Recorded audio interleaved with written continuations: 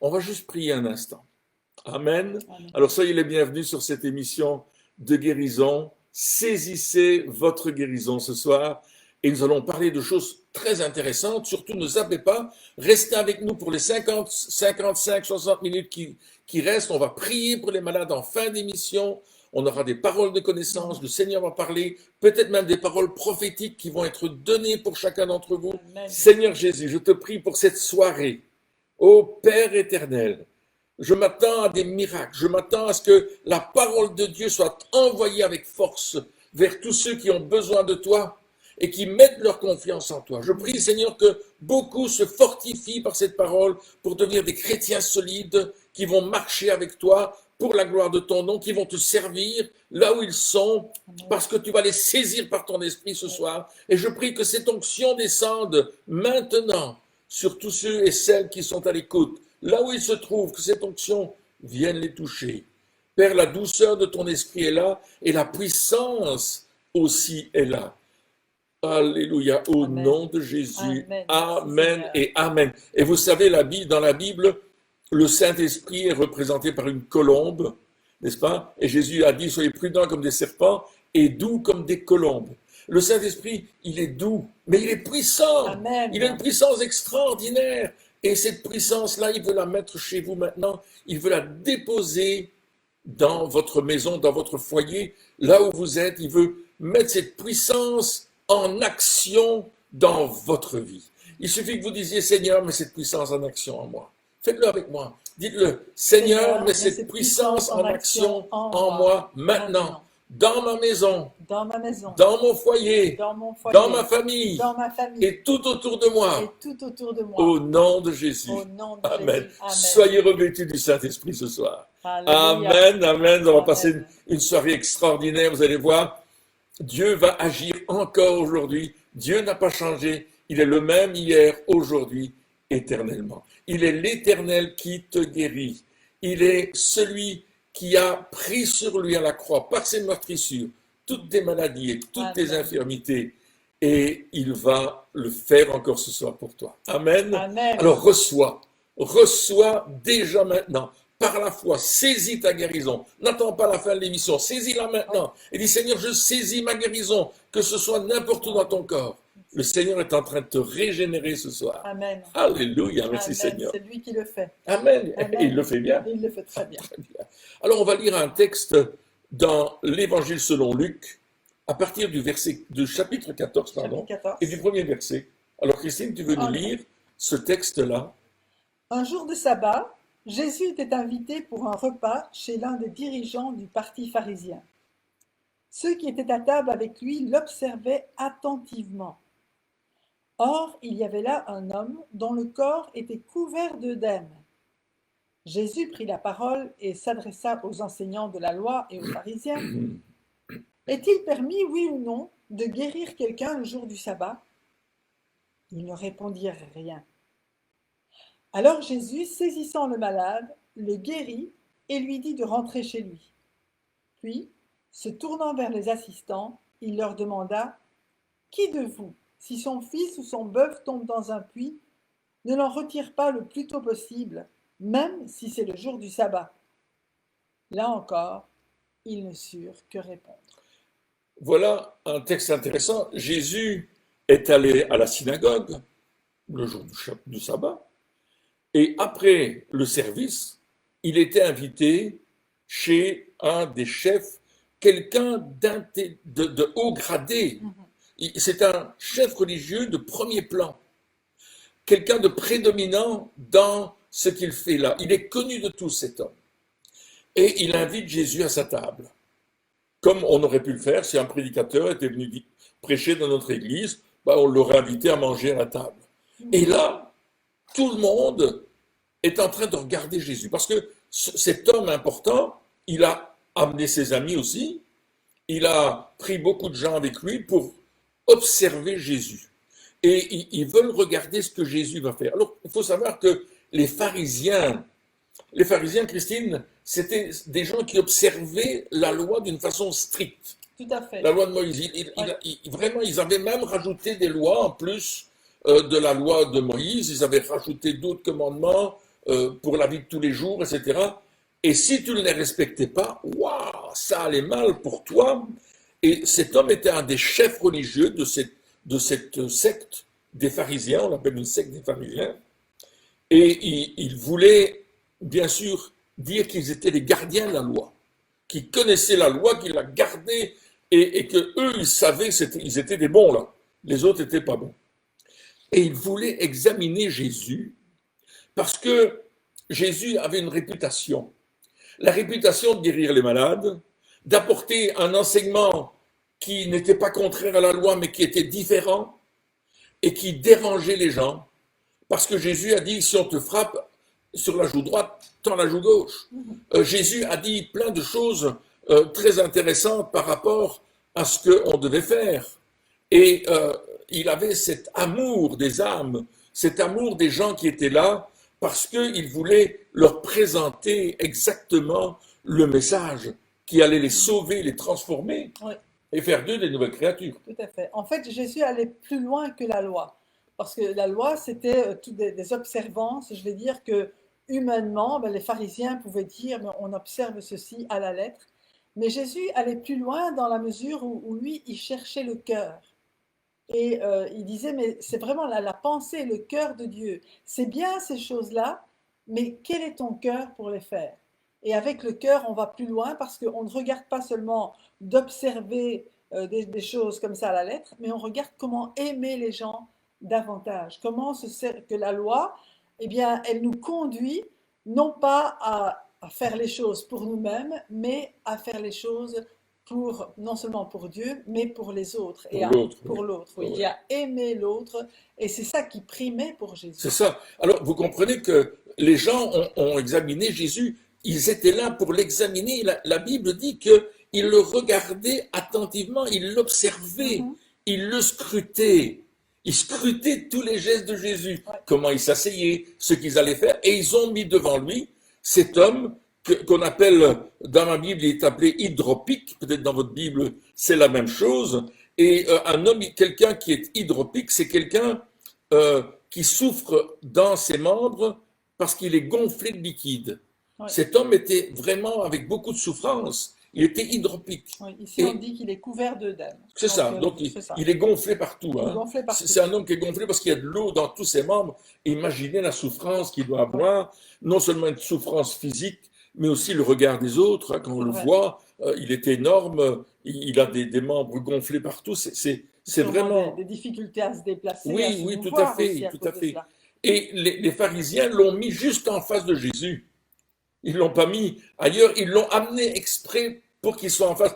Généralement, cet homme-là n'était pas invité chez le chef de la Mhm. synagogue, le chef des religieux, il n'était pas invité. Mais ce jour-là, ils l'ont pris avec lui parce qu'ils savaient que cet homme était malade et ils voulaient voir ce que Jésus allait faire. Ils allaient voir si Jésus allait le guérir ou pas. Est-ce qu'il lui Et tendait un piège là?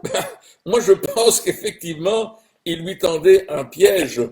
euh, Parce que, voyez-vous, théoriquement, on ne pouvait pas guérir le jour du sabbat, d'après les pharisiens, parce qu'ils avaient tellement une loi rigide que cela Mhm. les empêchait vraiment de voir les besoins des autres. Et c'était devenu de la religion. Mais Jésus n'était pas intéressé par le religieusement correct et le politiquement acceptable. Il ne voulait pas faire plaisir aux gens et dire je vais me comporter comme ça j'aurai pas d'ennui. Vous comprenez? Jésus était là pour toucher les personnes et pour les sauver, pour les transformer, pour faire que leur vie soit améliorée, Amen. mais du tout au tout. Amen. Amen. Hein, et on a vu la fois passée la femme courbée, n'est-ce pas, que Jésus a prié pour elle, il a chassé un démon, elle s'est redressée, sa vie n'était plus la même. On a vu l'autre fois que c'était un paralytique que Jésus a fait lever, il était immobilisé par terre. Et puis, il y a encore d'autres guérisons, je pense, Oui, qu'on a vues. Hein. bah oui, il y a aussi, je ne sais pas si on a vu l'homme à la piscine de Bethesda, où là aussi c'était encore un jour de sabbat. Tout à fait, tout Mais à fait. parce que c'est le jour où, en fait, c'est le jour des rassemblements, c'est le jour où les personnes ont l'occasion de sortir et d'être là. Donc, c'était le meilleur jour en réalité pour être dans la rue, pour annoncer l'évangile, pour être à la synagogue et pour rencontrer des croyants aussi. Ouais, c'est ça. Et puis Jésus, comme je vous le disais, il voulait pas faire plaisir aux religieux, il voulait faire plaisir à Dieu. Mhm. Vous savez, Jésus était conduit par le Saint-Esprit. Il n'était pas conduit par la chair.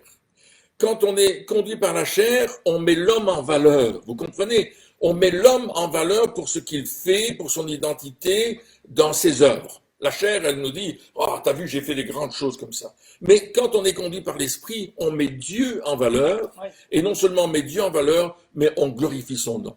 Et Jésus était conduit par le Saint-Esprit. Il était dirigé par le Saint-Esprit, et la Bible nous dit que le Père lui a donné l'Esprit en abondance.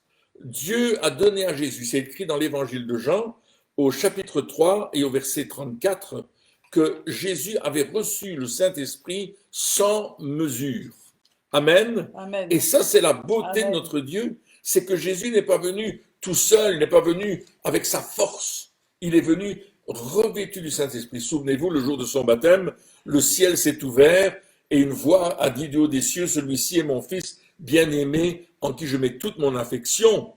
Et on a vu la colombe du Saint-Esprit se poser sur lui. Alors il était emmené par l'Esprit dans le désert, où il était tenté 40 jours par le diable, mais quand il est sorti de là, la Bible dit qu'il était revêtu de la puissance du Saint-Esprit. Amen. Donc Jésus n'allait pas faire les choses parce qu'il avait sa force et qu'il était une personnalité. Non, il était conduit par l'Esprit. D'ailleurs, tu veux lire le verset 34? Oui.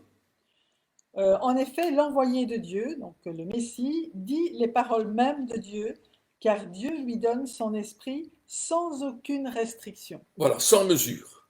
Donc, vraiment, Jésus a cet esprit sans mesure, et lorsqu'il agit là en présence des pharisiens, il va le faire comme il va le faire ce soir, et comme il le fait ce soir, Amen. en touchant votre vie, parce que l'esprit est donné sans mesure. Le Saint-Esprit était répandu. Souvenez-vous, le jour de la Pentecôte, il y a eu ce vent impétueux qui est arrivé sur les 120 qui étaient rassemblés dans la prière. Le vent de Dieu est descendu sur eux, le Saint-Esprit s'est répandu, et là, une foule immense s'est convertie. Il n'y a pas de mesure. Le Saint-Esprit n'a pas de mesure. Dieu nous a répandu l'Esprit comme un fleuve abondant, comme un Amen. fleuve qui émerge, un Amen. fleuve qui coule, et il l'envoie chez vous Alléluia. aujourd'hui, là, dans votre maison, dans votre famille. Le Saint-Esprit est en train de couler chez vous, et vous touchez profondément, parce que Dieu veut vous guérir. Amen. Amen. Et ce soir, il veut te guérir en particulier, et son esprit est là. Voyez-vous, cet homme était juste devant Jésus, un homme qui était gonflé de liquide dans ses membres, et on l'a dit, il était vraiment en mauvaise posture. Mais Jésus va le guérir. Pourquoi? Parce que Jésus est venu faire la volonté du Père. Amen. Et la volonté de Dieu, c'est de guérir. La volonté de Dieu, c'est de libérer. La volonté de Dieu, c'est de donner la force. Jésus va dire à ses disciples, dans l'évangile de Jean, au chapitre 4, et au verset 34, il est en Samarie, il est allé au bord du puits, vous vous souvenez, la Samaritaine, qui s'est donnée à Jésus-Christ, n'est-ce pas? Et puis les disciples arrivent, et puis eux, ils ont été chercher à manger au magasin du coin, si je peux dire ainsi. Et puis voilà qu'ils arrivent devant Jésus, et Jésus a dit, t'as faim, quoi? Allez, il faut que tu manges. Puis, qu'est-ce qu'il va dire? Il répond, ce qui me nourrit, leur expliqua Jésus, c'est d'accomplir la volonté de celui qui m'a envoyé et de mener à bien l'œuvre qu'il m'a confiée. Voilà, Jésus est venu pour accomplir pleinement, complètement, mener à bien l'œuvre qui lui a été donnée. Amen. Et l'œuvre de Jésus, c'est de détruire les œuvres du diable. Amen. Et la maladie est une œuvre du diable, nous le disons, et nous le proclamons aujourd'hui. Les meurtrissures de Jésus sont là pour nous délivrer de la maladie. Quelle que soit votre souffrance aujourd'hui, Jésus est venu pour vous guérir. Alors, les pharisiens sont en train de se poser la question, est-ce qu'il va guérir, est-ce qu'il ne va pas guérir? Mais bien sûr, Jésus va poser la question qui fâche.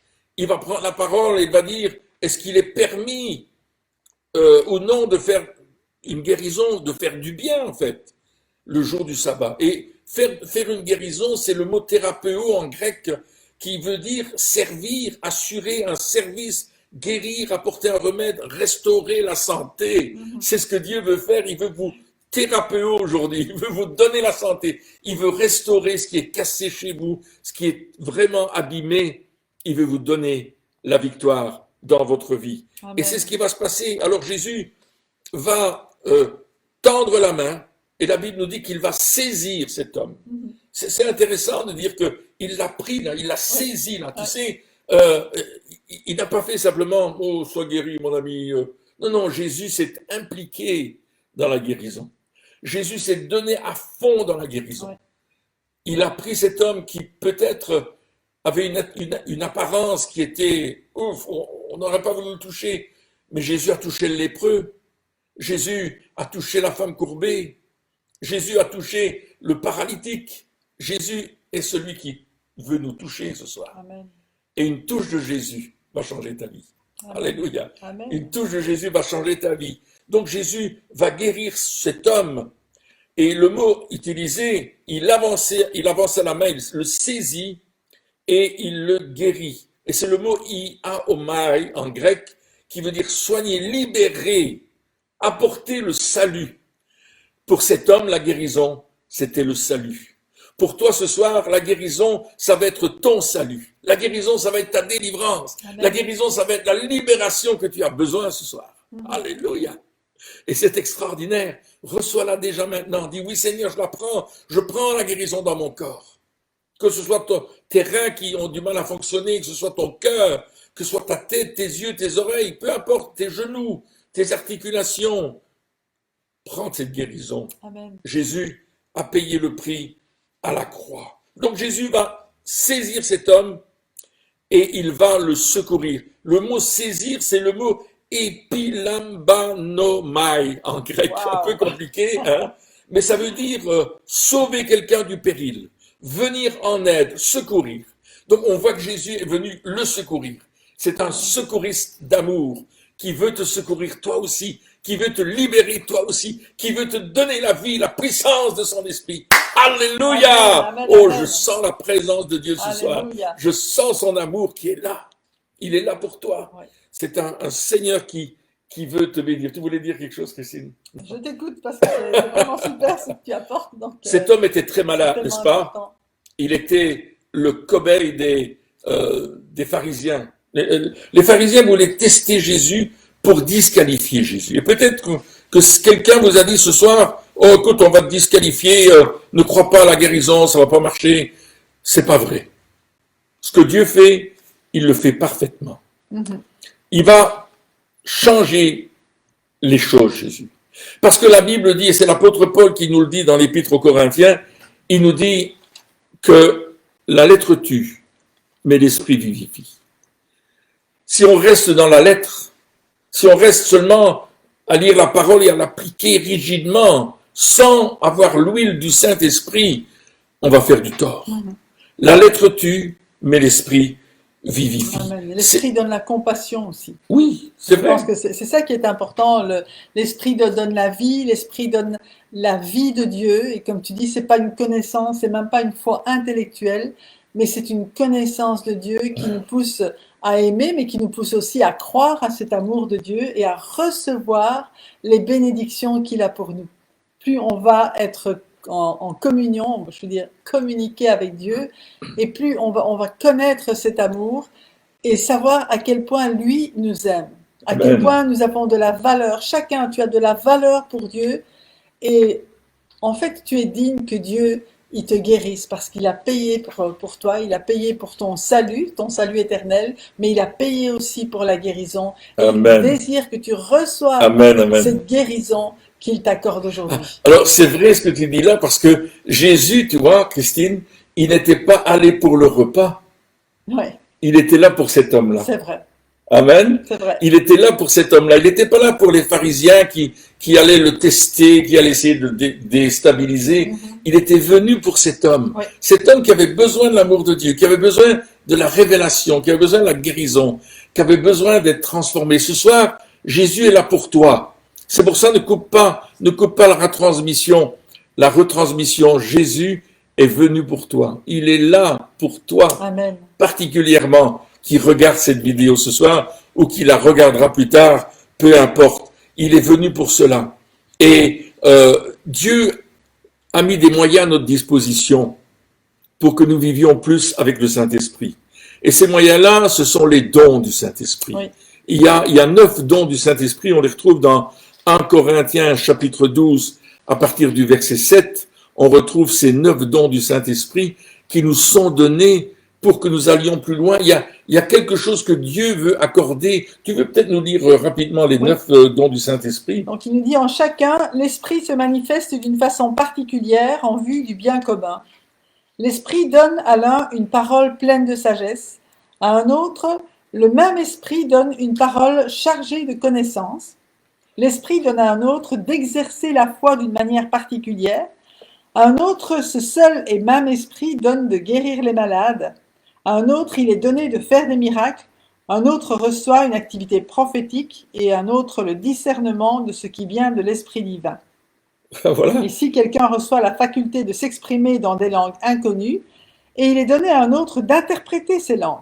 Mais tout cela est l'œuvre d'un seul et même esprit qui Absolument. distribue son activité à chacun de manière particulière comme il veut. Alors le Saint-Esprit est là, et il est en train de vous toucher maintenant, Amen. parce que la puissance de guérison, elle ne vient pas de nous, elle vient de Jésus, elle vient du ciel. Jésus disait qu'il venait du ciel et qu'il nous apportait les choses célestes. Et il nous demande de regarder les choses célestes. Alors, si vous voulez une guérison, si vous voulez un miracle, si vous voulez faire des miracles, parce que c'est aussi pour vous, ce que nous enseignons ici, c'est que vous allez être capable de voir que Jésus fait des miracles et qu'il nous a transmis à travers son esprit la capacité également de faire des miracles. Vous Amen. comprenez? Amen. Et c'est ce qu'il veut faire avec chacun d'entre vous. Vous donner l'onction pour accomplir ces miracles d'une manière extraordinaire. Alors, Jésus va accomplir 7 guérisons qui nous sont rapportées dans la Bible. Je ne vais pas lire dans tous les évangiles, mais je vais vous lire dans l'évangile de Luc et dans l'évangile de Jean. La première guérison, c'est dans Luc chapitre 4 et au verset 31, où il va chasser d'un homme un esprit de démon impur. Vous vous souvenez, on avait parlé de ça il y a quelque temps. Dans le même chapitre 4 et au verset 38, Jésus se rend chez la belle-mère de Pierre. C'est toujours un jour de sabbat que ça se passe. Les 7 guérisons, c'est le jour du sabbat.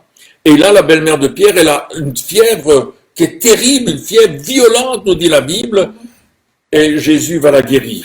Amen. Amen. Donc, que tu sois possédé, Jésus vient de guérir. Que tu aies de la fièvre, tu sois vraiment mal, tu ne peux pas respirer, Jésus veut te guérir, il peut le faire.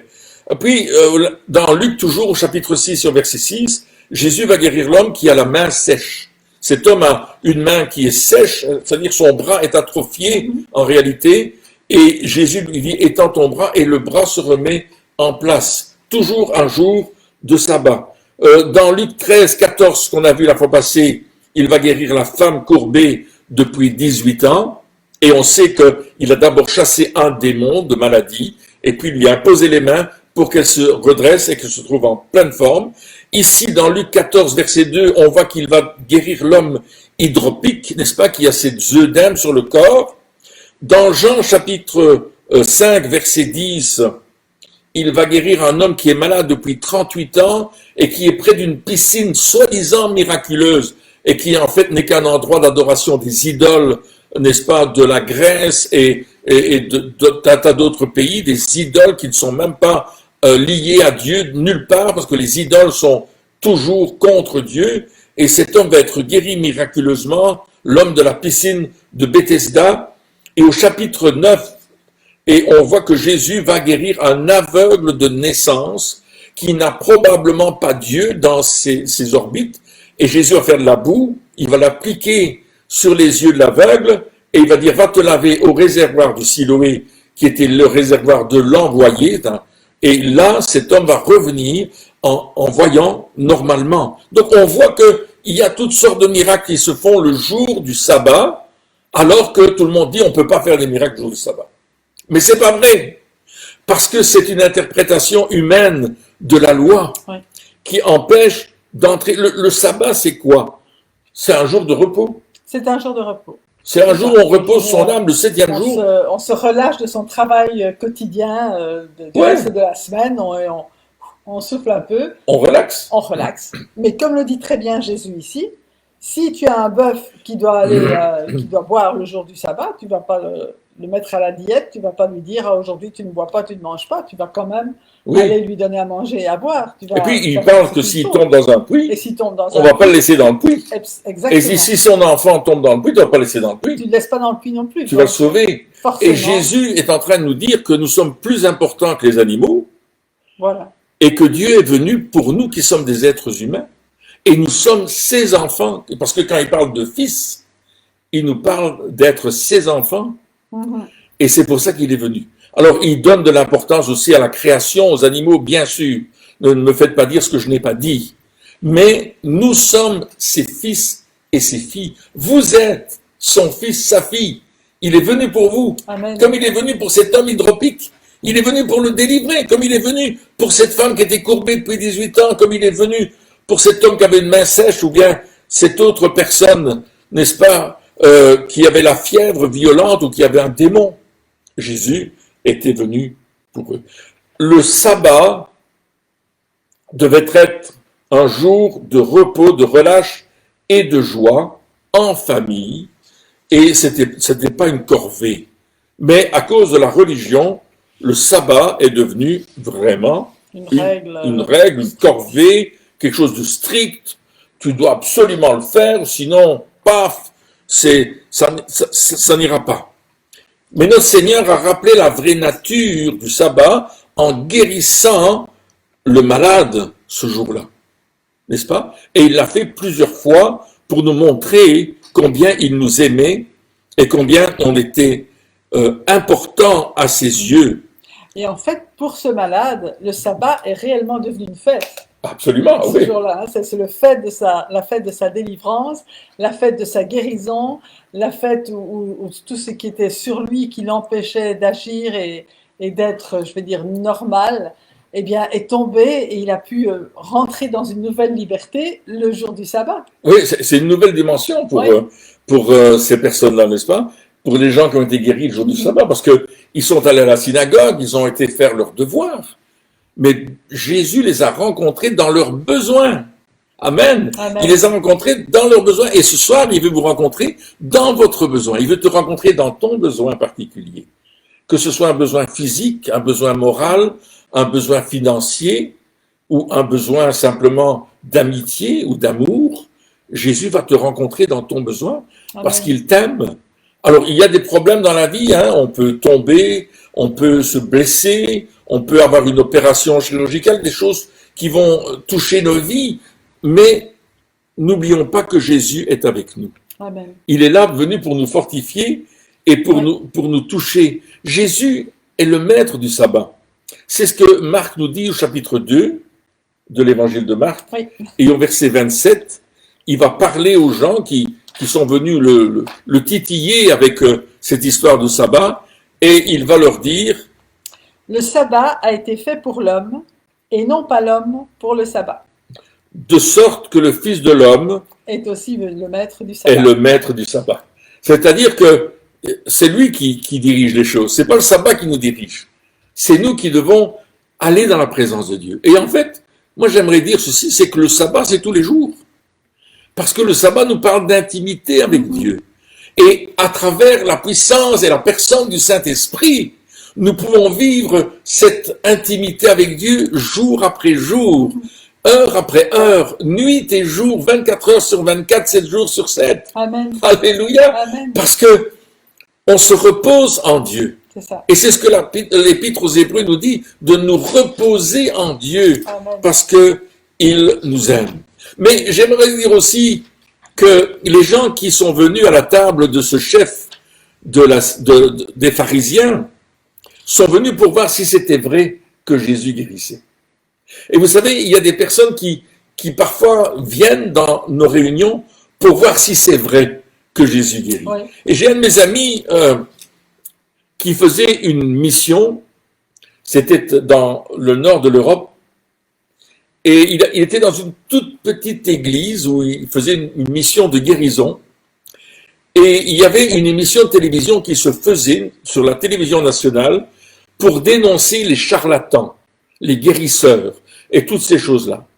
Et quand ils ont appris qu'il y avait cette réunion de guérison chez les chrétiens, ben, ils sont venus filmer. Ils ont demandé s'ils pouvaient venir et ils sont venus filmer pour démontrer que c'était faux, que c'était du charlatanisme, que les gens n'étaient pas guéris. Et ils ont amené avec eux un de leurs collègues qui avait été récemment blessé à l'œil et qui avait perdu l'usage d'un de ses yeux. Et quand c'était le moment de la prière, ils l'ont fait avancer, bien sûr, ils filmaient. Il y avait une équipe qui interrogeait les gens qui avaient été guéris, qui les suivait, même des jours plus tard, pour voir s'ils étaient encore guéris. Et il y avait cet homme qui s'est avancé avec cet œil qui ne fonctionnait plus. Et il est venu devant les caméras. Et mon ami a prié pour lui dans le nom de Jésus. Et cet homme a retrouvé la vue. Alléluia. C'est extraordinaire. L'usage de son œil était complètement, un nouvel œil dans son orbite. Il était complètement guéri. Alors ils étaient obligés de dire, c'est vrai, Jésus guérit encore aujourd'hui. Amen. C'est pas un homme qui guérit, c'est pas un être humain, c'est Jésus qui guérit. C'était pas du charlatanisme. Le lendemain, cet homme faisait son émission de télévision et il a témoigné de sa guérison. Je vous dis, hein, ils ont dû changer le local, ils ont dû louer la salle municipale et il y avait des centaines de personnes qui venaient de partout. C'était un réveil, n'est-ce pas, un réveil complet dans ce pays du nord de l'Europe. Et il y a eu une transformation dans cette ville où la puissance de Dieu s'est révélée à travers des guérisons. Amen. Et je peux vous dire que mon ami continue à prier pour les malades aujourd'hui. Et il y a ces guérisons qui se passent encore, n'est-ce pas? Mais voilà, c'est comme ça que ça se passe. Aujourd'hui, c'est clair que Dieu veut te guérir. Alléluia. Amen. Je le répéterai encore, saisis déjà ta guérison. Saisis déjà la guérison qu'il te donne parce que l'Esprit est en train d'agir. L'Esprit de Dieu est en train d'être communiqué chez toi. Et je sais qu'il y a des personnes qui sont alitées, qui nous regardent, et Dieu est en train de toucher votre corps. Il est en train de toucher votre corps maintenant. Vous sentez quelque chose de différent. Je vois qu'il y a quelqu'un qui regarde sa montre actuellement. Vous regardez votre montre. J'ai vraiment cette pensée. Et Dieu te dit, regarde bien ta montre parce que dans quelques instants, tu vas être guéri. Tu vas recevoir ta guérison. Ne zappe pas, reste bien là sur cette chaîne de télévision. Amen. Jésus guérit, Jésus transforme, Jésus sauve et bien sûr, il guérit même le jour du sabbat. On était sous un chapiteau et il y avait à peu près 300 ou 400 personnes. C'était dans la région de Annecy. On avait ce fameux bootcamp qu'on faisait avec un de nos amis. Et puis là, le soir, j'étais en charge de prier pour les malades. Et il y avait plein de gens qui étaient là. Il y avait un monsieur qui était dans la salle. Et quand il entendait des paroles de connaissance par rapport à des maladies, il se disait, tout ça a été arrangé d'avance. Ces personnes-là ont été désignées pour qu'elles s'avancent, pour qu'on croie qu'il se passe quelque chose. Et il pensait ça dans son cœur. Il était là, il était venu pour cette réunion et il pensait vraiment ça. Et tout d'un coup, Dieu me donne une parole de connaissance en disant, il y a quelqu'un ici qui a une maladie de cœur et je décris la maladie. Dieu, le Saint-Esprit me donnait cette inspiration-là et j'ai dit, s'il y a une personne ici qui lève la main, qu'il s'avance. Et cet homme a regardé autour de lui et personne ne s'est avancé. Mais lui, il avait cette maladie-là. Et il dit, mais comment est-ce qu'il sait que j'ai cette maladie-là? Moi, je ne savais même pas qu'il était là dans la salle, monsieur. Et il s'est avancé, il est venu devant, et ce soir-là, il était guéri. Alléluia. Et j'aimerais vous dire qu'aujourd'hui, cet homme, qui habite dans le centre de la France, il va tous les jours dans la rue pour témoigner de ce que Dieu a fait pour lui. Amen. Il va témoigner de la puissance de Dieu partout où il se trouve, et il parle de l'évangile à des tas de gens. Il écrit son témoignage, il l'a imprimé, il le distribue, il distribue des évangiles parce que Dieu l'a touché. Et vous allez faire la même chose parce que Dieu va vous toucher ce soir. Et là où vous êtes, vous allez être touché par la puissance de Dieu. Alléluia! Je me réjouis déjà d'avance. Et tu te souviens, cette petite fille qui était venue dans la ville de Saint-Hubert au Québec? Oui. On avait une réunion au Québec à Saint-Hubert chez le pasteur Kessy Comtois. Et on était dans cette église et il y a un couple pastoral qui est venu avec leur petite fille. Mhm. Et cette petite fille doit avoir 7 ou 8 ans, je ne sais plus très bien, et elle avait un strabisme très profond. Et ils sont venus pour la guérison. Et ils m'ont expliqué que la petite fille devait passer à l'opération parce que vraiment un de ses yeux était vraiment décalé par rapport à l'autre et ça lui donnait des difficultés pour l'école. Alors on a simplement prié au nom de Jésus. Et tout le monde regardait. Les parents regardaient, le pasteur de la place regardait, les gens regardaient. Et au moment où on a prié, on a dit au nom de Jésus, nous commandons à cet œil de se remettre en place. L'œil a commencé à bouger et à se réaligner avec l'autre œil. Et les 2 yeux étaient parfaitement au bon endroit. Amen. Alléluia. Amen. Les Amen. parents ont commencé à dire « Waouh, c'est extraordinaire! Alléluia. Merci Seigneur pour la guérison de notre petite fille. Merci Jésus de l'avoir guérie. » C'est ce que Dieu fait aujourd'hui Amen. et qu'il accomplit avec puissance, n'est-ce pas? Alors peut-être qu'il y a des gens qui sont dans l'angoisse, qui sont dans la peur. Et on va lire un texte d'Ésaïe, chapitre 35. On va le lire en entier. Si vous avez une Bible, prenez-le. Christine va nous faire la lecture. Elle a une très belle voix. Vous avez remarqué, elle lit très bien. Et vous allez vous-même écouter cette lecture. Écoutez bien, Christine, maintenant, du chapitre 35 du prophète Ésaïe, à partir du premier verset. Et particulièrement si vous avez besoin de guérison, mais aussi de guérison intérieure. Vous êtes peut-être dans le stress, dans l'angoisse. Dieu va vous parler ce soir. Amen. Que le pays désert et que la terre aride se réjouissent. Que la steppe jubile et se mette à fleurir comme les lys. Que les fleurs y abondent et que sa joie éclate. Qu'elle pousse des cris de joie. La gloire du Liban, la splendeur du Carmel et celle du Saron lui sont données. Là, on verra la gloire de l'Éternel et la splendeur de notre Dieu. Fortifiez les mains défaillantes. Affermissez les genoux chancelants. À ceux qui sont troublés, dites, prenez courage. N'ayez aucune crainte. Votre Dieu va venir pour la rétribution et pour régler ses comptes. Il viendra lui-même et vous sauvera. Amen. Amen. Ce jour-là s'ouvriront les oreilles des sourds Oh, et alléluia. les yeux des aveugles. Oui, merci Seigneur. Et alors le boiteux bondira comme un cerf et le muet criera de joie, car des eaux jailliront dans le désert et dans la steppe, des torrents couleront. La terre desséchée se changera en lac et la terre altérée en source jaillissante. Des roseaux et des joncs croîtront dans le repère où gîtaient les chacals. À travers le pays passera une route que l'on appellera la route sainte. Aucun impur n'y passera, car elle est réservée au seul peuple de Dieu qui la suivra. Les insensés ne viendront pas s'y égarer. Là, il n'y aura pas de lions, et les bêtes féroces n'y auront pas accès. On n'en trouvera pas. C'est le peuple sauvé qui marchera sur cette voie. Oui, ceux que l'Éternel aura libérés reviendront. Ils iront à Sion avec des cris de joie. Un bonheur éternel couronnera leur tête. Ils auront en partage la joie et l'allégresse. Tristesse et plainte s'enfuiront. Amen. Amen. C'est un texte extraordinaire qui Merveilleux. nous parle de la venue du Messie, Ouais. de notre Seigneur Jésus-Christ, bien entendu, et de l'efficacité de son sacrifice sur la croix pour nous racheter, mais aussi pour nous guérir. N'est-ce pas? Dans l'œuvre de Jésus à la croix, il y a le rachat, il y a le pardon de nos péchés, mais aussi la guérison.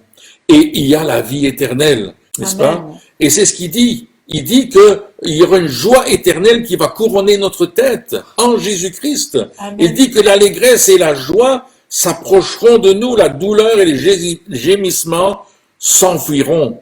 Si vous êtes découragé aujourd'hui, venez à Jésus. Ne craignez point, soyez encouragés. Amen. Que ceux qui ont le cœur troublé, Dieu leur dit, prenez courage, ne craignez point, car votre Dieu, la vengeance viendra, la rétribution de Dieu viendra lui-même, et il vous sauvera. Il est venu lui-même pour nous sauver.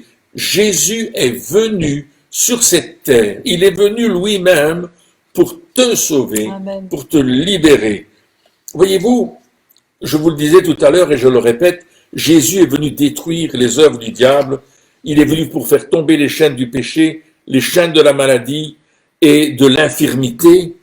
c'est une œuvre parfaite. On l'a vu tout à l'heure, il est venu pour accomplir parfaitement l'œuvre que le Père lui a donnée. On l'a lu dans Jean chapitre 4 tout à l'heure. Oui.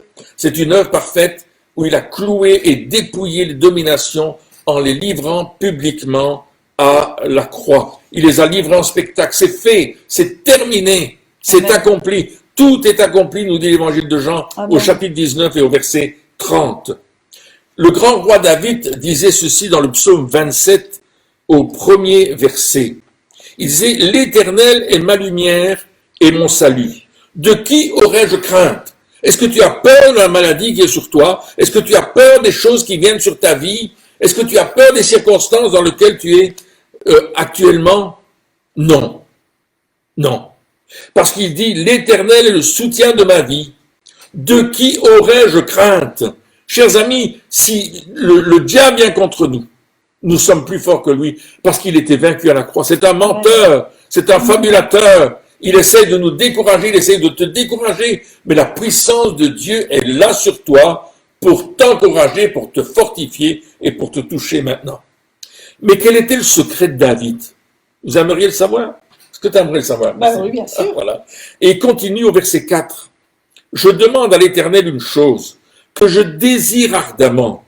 Je voudrais habiter toute ma vie dans la maison de l'Éternel, ou dans sa présence, pour contempler la magnificence de l'Éternel et pour admirer son temple, pour contempler la beauté délicieuse et majestueuse de sa grandeur, Amen. la grandeur du Seigneur, et méditer dans sa présence, dans son temple. Ce que David disait, il disait une chose simple, je désire l'intimité avec mon Dieu. C'est ça. Je désire être avec lui, n'est-ce pas? Je désire être proche de lui. Je désire me rapprocher le plus possible de lui. Et quand nous sommes dans la présence de Yahvé, de l'Éternel, toutes choses sont possibles. L'onction de sa présence est là, et à travers cette onction, il nous donne une nouvelle force. Jésus a dit dans Matthieu chapitre 17 et au verset 20, et Christine va prendre le texte, mais je vais vous expliquer le contexte. Jésus est allé avec Pierre, Jacques et Jean sur la colline, et là, il y a eu une vision extraordinaire. Il y a eu la transfiguration. Et quand ils sont descendus, les disciples qui étaient restés dans la vallée, ils priaient pour les malades, et puis il y avait un petit enfant qui n'avait pas été délivré. Et Jésus va leur dire quelque chose d'intéressant au verset 20 du chapitre 17. Oui. Ok. Parce que vous n'avez que peu de foi, leur répondit-il Jésus. Parce qu'en fait, il posait la question, pourquoi n'avons-nous pas réussi, nous, à chasser ce démon? Tout à fait. Et Jésus répond, parce que vous n'avez que peu de foi. Vraiment, je vous l'assure, si vous aviez de la foi, même si elle n'était pas plus grosse qu'une graine de moutarde, vous pourriez commander à cette montagne, déplace-toi d'ici jusque là-bas, et elle le ferait. Rien ne vous serait impossible. La parole qui est importante, c'est rien ne vous serait impossible. Si tu as la foi, ne fût-ce que petite comme ça, rien n'est impossible parce que c'est la foi dans un grand Dieu. Une petite foi dans un grand Dieu. Bon, Dieu ne veut pas qu'on reste dans une petite foi. Il veut que cette mesure de foi qu'il a donnée à chacun d'entre nous, on puisse la développer.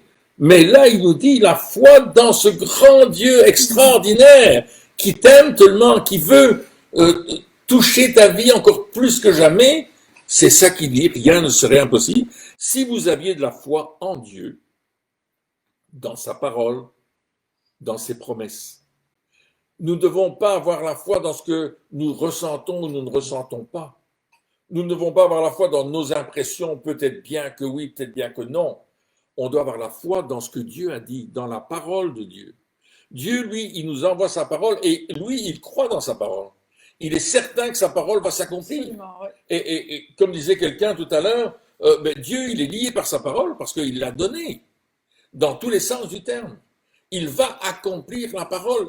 Le prophète Ésaïe, au chapitre 55, nous dit que la parole de Dieu, c'est comme l'eau qui tombe du ciel. Elle ne retourne pas sans avoir produit quelque chose, n'est-ce pas? L'eau, elle va s'évaporer, redevenir un nuage, etc. Il dit, ma parole, elle tombe sur la terre, elle produit du fruit, elle revient à moi. Alléluia. Il y a un cycle de la parole de Dieu. Et ce cycle-là est là pour t'atteindre ce soir. Amen. Une parole de guérison. Nous étions à l'île de la Réunion, qui se trouve, c'est une petite île qui est au-dessus de Madagascar, dans l'océan Indien. C'est tout petit sur la carte, hein, un petit point. Et nous avions été invités pour faire une école de guérison. Et là, on avait des soirées de guérison, bien sûr, une école la journée.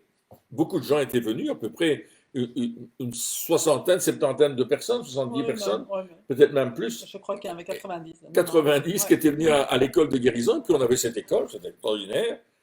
Et puis on a commencé à prier pour les malades. Et le soir, il y a 2 dames qui se sont avancées, d'autres personnes sont avancées au temps de l'appel pour la guérison. Et il y avait notamment une des dames qui s'était avancée, qui nous disait qu'elle avait une double hernie discale qui était inopérable et qu'elle était traitée à l'hôpital de la douleur. Donc en fait, on lui donnait des produits pour soulager cette douleur, mais elle avait difficile de marcher et elle était venue pour recevoir sa guérison. Et puis j'ai discerné que c'était une question de puissance démoniaque. J'ai brisé l'esprit mauvais de maladie qui était sur cette femme. Et au moment où j'ai brisé, dans le nom de Jésus, cet esprit de maladie, il y avait une dame qui était juste derrière elle et qui avait le même problème. Et cette dame qui était derrière elle, elle est tombée par terre d'un coup. Ça a fait un choc dans la salle. Les gens ont crié, « Ah, qu'est-ce qui se passe ?» Et puis la femme s'est relevée, elle n'avait aucun mal. Et toutes les 2 sont venues nous témoigner le lendemain qu'elles avaient été complètement guéries de leur douleur. Jésus les avait délivrées. Elles étaient guéries. Et une de ces dames a dit, moi, j'ai nettoyé ma maison quand je suis rentré. Ça faisait 3 ans que je n'étais plus capable de faire ce que j'ai fait. J'ai nettoyé tout mon rez-de-chaussée, j'ai tout nettoyé, j'ai rangé mes armoires. Et puis je suis allé me coucher. Le lendemain matin, je me suis levé de bonne heure, j'ai super bien dormi et j'ai renettoyé tout. Et en disant qu'elle avait super bien dormi, c'était un miracle également, parce que ça faisait des mois qu'elle ne dormait plus à cause des douleurs dans son dos, à cause de ses hernies discales. Jésus l'avait touchée tout simplement et il avait fait ce miracle qu'il va faire chez vous aujourd'hui et qu'il est en train de faire dans plusieurs personnes qui nous écoutent parce que l'onction de Dieu est là. Et c'est important de rester à l'écoute, de rester branché jusqu'au bout parce qu'il y a l'onction qui se multiplie, qui est en train de grandir et on le voit ici, on le sent ici que cette onction est en train de prendre de la place et qu'elle va vous toucher là où vous êtes. Alléluia. Amen. Alors, on était au Montana. Montana, c'est beau, hein, le Montana. C'est très, très beau. Ouais. On faisait un bootcamp là-bas avec l'Association internationale des ministères de guérison américaine. Et puis, j'avais la soirée, je devais faire la soirée, et puis on a commencé à prier, et puis l'onction du Saint-Esprit est descendue sur la salle. Il y a des gens qui riaient partout, il y en a qui tombaient en bas de leur chaise. C'était tellement fort, l'onction était tellement forte, on était nombreux, hein. On était 400-500 personnes dans cette salle. Et puis, j'ai des paroles de connaissance, et il y a une dame qui s'avance, depuis 30 ans, elle avait de la fibromyalgie. Et quand je prie pour elle, boum, elle tombe dans l'esprit, dans le repos de l'esprit. Le Saint-Esprit la touche et elle tombe sur le sol. Oh. Et quand elle s'est relevée, elle nous a témoigné que toutes les douleurs qu'elle avait depuis 30 ans avaient quitté son corps. Amen. Et qu'elle était complètement guérie. Et puis il y avait cette autre dame qui était une indienne, donc une amérindienne, qui était là et qui nous a trouvés. On était en dehors du camp, on allait pour manger. Et puis elle est venue nous dire, vous savez, j'ai eu un accident de voiture il y a quelques années et j'ai difficile maintenant de marcher, de bouger mon dos, de bouger, ma colonne vertébrale a été touchée et je ne suis vraiment pas bien. Et là, sur le chemin, on a prié pour elle, pour son dos, on a prié pour elle pour qu'elle soit guérie, et elle a reçu une guérison miraculeuse dans son corps. Là, sur la route, sur le chemin, Jésus est venu la toucher et il l'a transformée. Amen. Comme il a touché la femme qui avait la fibromyalgie. Et c'est peut-être votre cas aujourd'hui. J'ai aussi prié pour un jeune homme qui était né sans avoir de sternum. Pas de sternum du tout. Et il s'est avancé devant et je ne comprenais pas trop ce qu'il me disait. On était en anglais. Et là, je ne comprenais pas ce qu'il y avait. Puis on m'expliquait, mais il est né sans sternum. Oh. Et ce jeune homme avait tout le temps, bien sûr, des douleurs. Il n'y avait pas de protection pour ses côtes. C'était terrible. Alors on a prié pour lui. Et là aussi, il s'est passé quelque chose. Je ne sais pas s'il a retrouvé son sternum, parce que Dieu est un Dieu créateur. Et il est capable de recréer des organes qui n'existent plus. Il est capable de redonner la vie à ce qui est mort. La Bible nous dit, dans l'épître de Paul aux Romains, au chapitre 4 et au verset 17, que Dieu appelle les choses qui ne sont pas comme si elles étaient. et qui donne la vie aux morts. C'est ça la puissance de Dieu. Si quelque chose est mort dans ta vie, il va redonner la vie. Si tu mets ta confiance en lui, Amen. si tu crois en lui, si tu t'accroches à Dieu, si tu t'accroches à lui. Comme Jésus a saisi cet homme qui avait cette maladie, cet œdème dans le corps, il l'a saisi, il l'a pris. Ouais.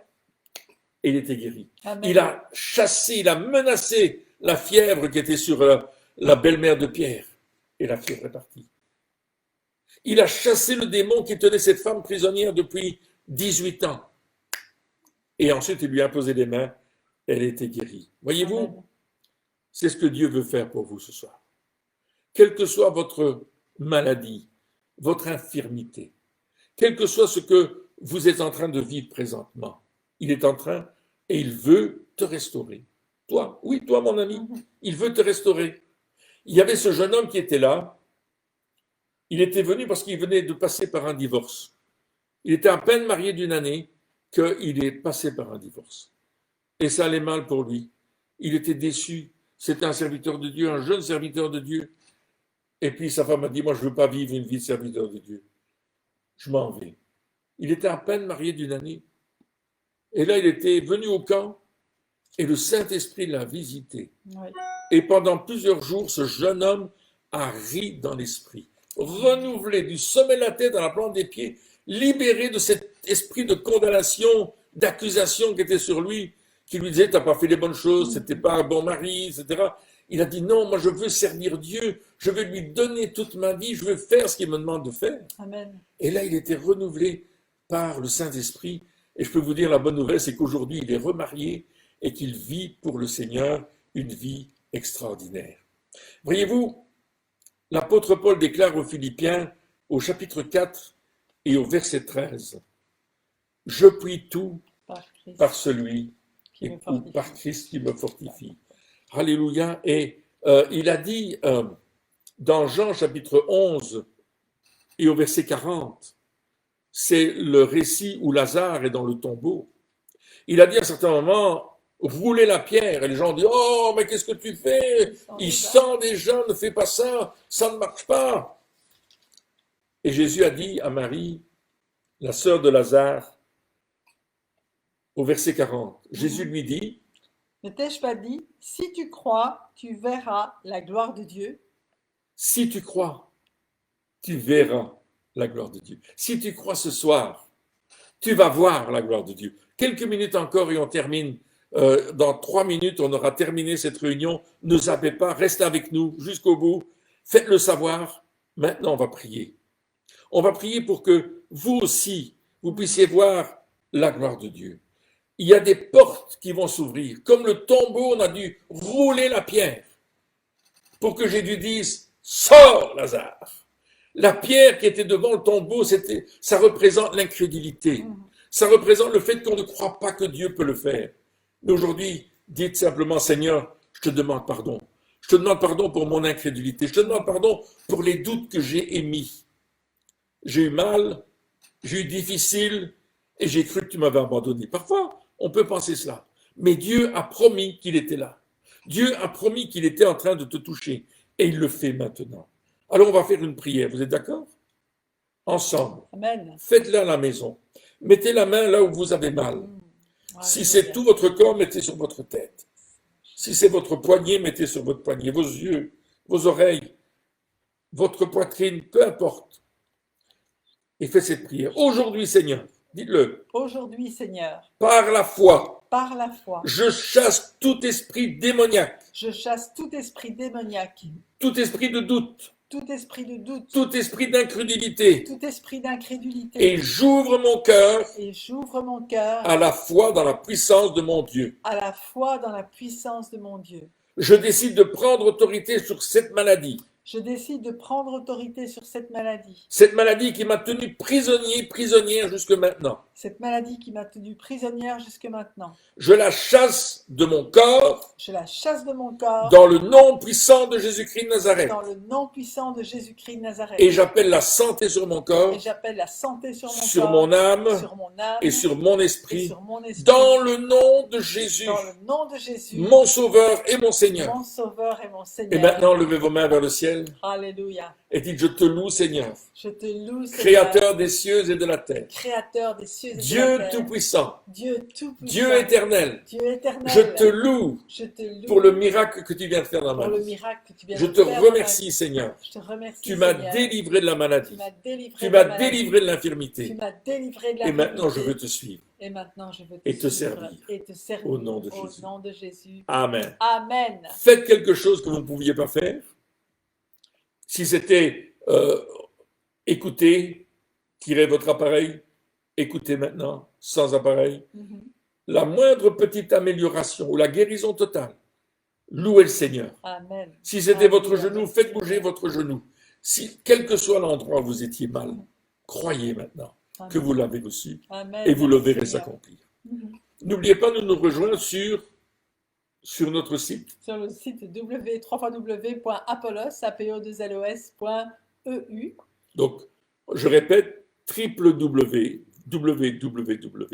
www.apollos, ça s'écrit apollos.eu. Vous allez avoir là toutes nos librairies, tous nos messages. Vous allez aussi découvrir les émissions de télévision que nous faisons sur enseigne-moi.com. Oui. Donc, MCI TV, tu peux nous dire MCI TV, plus sur MCI en fait, TV? elles sont sur MCI TV Et- le ouais. lundi et le mardi à 10h du matin. Mais Heure d'Europe. Hein. Heure d'Europe, oui, voilà. Lundi et mardi à 10h du matin, heure européenne. Chaque lundi, chaque mardi, ça s'appelle Chrétien comme Christ. Et vraiment, ce sont des talk shows, on peut dire, hein, qu'on anime avec Pierre et notre fils et moi. Et en fait, je crois que c'est vraiment important parce que ça nous permet de voir dans la vie de tous les jours, dans la vie pratique, qu'est-ce que ça signifie être chrétien comme Christ. Amen. Amen. Et dans beaucoup de domaines, on part du début, hein, on enseigne vraiment les bases de la foi chrétienne et puis on va plus loin. Maintenant, on avance vraiment pour grandir en Christ et lui ressembler de plus en plus. Amen. Maintenant, si vous voulez nous soutenir par des dons, allez toujours sur notre site Apollos et il y a faire un don, Mhm. n'est-ce pas? Merci pour votre support, merci pour vos prières et merci à vous d'avoir suivi et d'avoir été avec nous jusqu'à maintenant. Soyez bénis dans le nom puissant de Jésus. Au revoir et à bientôt. Au revoir.